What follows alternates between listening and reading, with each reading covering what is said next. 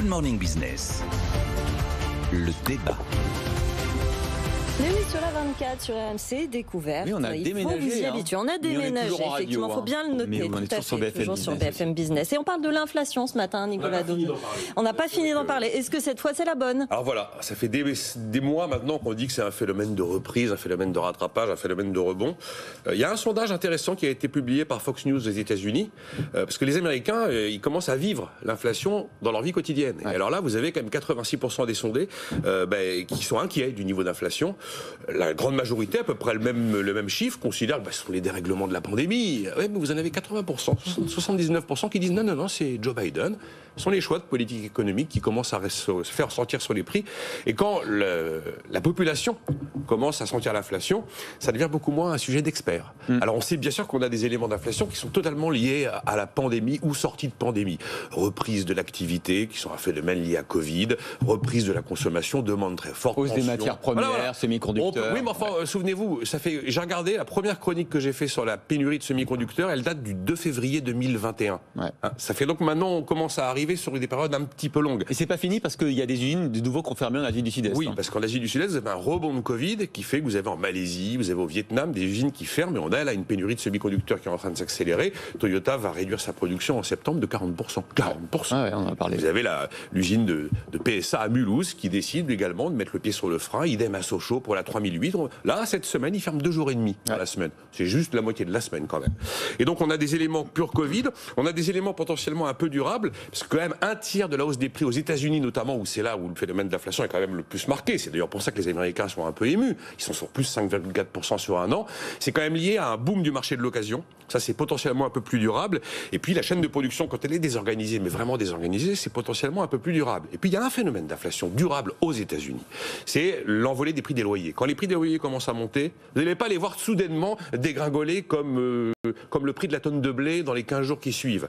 Et donc, toute la question est de savoir qu'est-ce que fait le consommateur. Est-ce qu'il décide de consommer tout de suite en se disant, comme ça monte, je consomme tout de suite, et puis un jour il va voir son employeur et il veut une hausse de salaire, ou alors est-ce qu'il continue à se dire, comme pas mal d'experts, c'est bon, c'est temporaire, c'est pas la peine de me précipiter, tout ça va très très bien se passer. Mais enfin, on avait une inflation très B2B, qui devient une inflation un peu B2C, qui commence à toucher le consommateur, quand elle devient salariale, c'est là où les choses changent. Attention aux certitudes sur l'inflation comme celle qu'on a pu avoir depuis des mois. Alors attention Nicolas, vous savez que Jean-Marc Daniel va remettre le clocher au milieu du village. Absolument. Alors là, je pense que sur l'inflation, c'est comme sur le numéro qui est associé à nos prestations. On est passé de 23 à 24, donc il y a eu une augmentation, mais c'est fini. Demain, on ne passera pas à 25, on restera à 24. J'espère qu'on va rester un petit peu sur AMC Découverte. On va pas finir à 850. Donc je pense que sur les prix, c'est un peu la même chose qui se passe. Alors vous avez des éléments qui sont des éléments qui pourraient être inquiétants quand vous regardez l'évolution de la masse monétaire aux États-Unis, puisque effectivement ça se concentre beaucoup sur les États-Unis.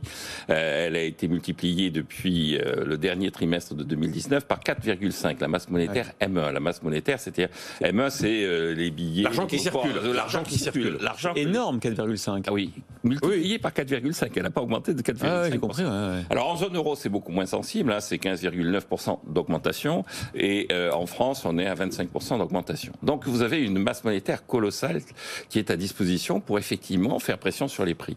Je pense que ça n'aura pas lieu, d'abord parce qu'encore une fois, la pression sur les prix, il faut qu'elle soit générale et durable. Et il y a un certain nombre d'éléments de concurrence qui existent encore dans les économies développées qui font que cette durabilité ne sera probablement pas au rendez-vous. Et puis le deuxième élément qui joue, c'est qu'aux États-Unis, dans une économie qui est de plus en plus mondialisée, de plus en plus dépendante dans sa consommation de ses fournisseurs à l'étranger, l'augmentation de la masse monétaire se traduit essentiellement par une augmentation du déficit extérieur. Alors là, effectivement, c'est assez spectaculaire. Hein. Le déficit extérieur des États-Unis, c'était 400 milliards de dollars en 2019. Là, maintenant, on anticipe, le dernier rapport du FMI passe maintenant à 850 milliards de dollars de déficit de la balance des paiements courants. C'est-à-dire que les fournisseurs des États-Unis sont au rendez-vous, c'est-à-dire le Vietnam, l'Inde. Le véritable enjeu, là où je rejoins Nicolas, ça va être si des pays comme l'Inde sont de nouveau obligés de reconfiner pour des raisons de Covid, si de nouveau l'offre internationale est contractée de façon assez globale du fait d'une 4e ou 5e vague, je ne sais plus à quel niveau on en est en nombre de vagues, à ce moment-là, il y aura de nouveau une tension sur les prix, mais structurellement, il ne devrait pas y avoir d'éléments d'inflation. Il y aura des hausses de prix, mais pas une inflation au sens où on l'a connu dans les années 70.